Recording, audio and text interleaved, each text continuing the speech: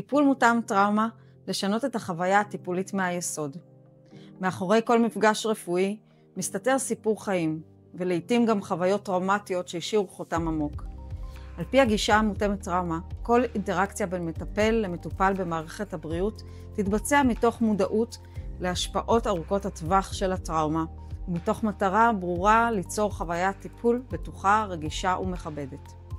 הסימולציה שלפניכם פותחה במיוחד עבור הצוות הסיעודי, ומזמינה אתכם להתנסות בזיהוי, הבנה ויישום של עקרונות טיפול מותאם טראומה. תגלו כיצד בחירות קטנות יכולות לשנות לגמרי את חוויית המטופל, ולהבדיל בין טיפול שגורם להסלמה לבין טיפול שמחזיר תחושת ביטחון. בפרק זה נכיר מהי טראומה והשלכותיה. נלמד מהם 3 סוגי הטראומה וכיצד באים לידי ביטוי במסגרת הטיפול הרפואי.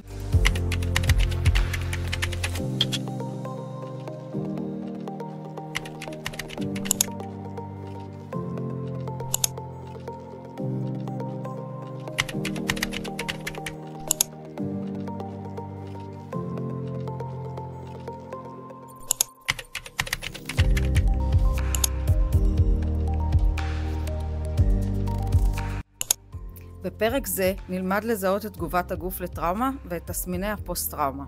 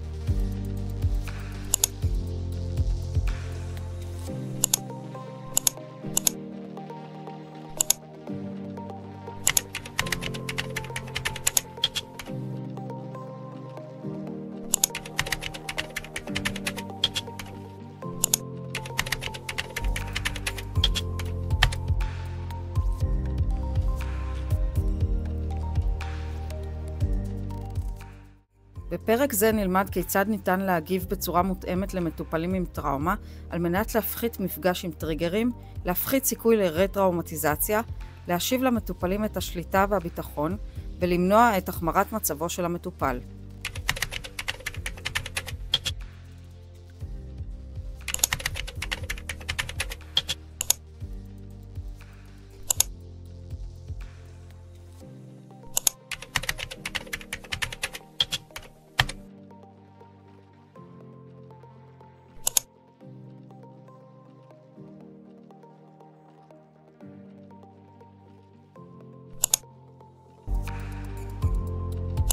לסיכום, הבנו שטראומה משפיעה על תחושת השליטה והתגובה לגירויים רפואיים.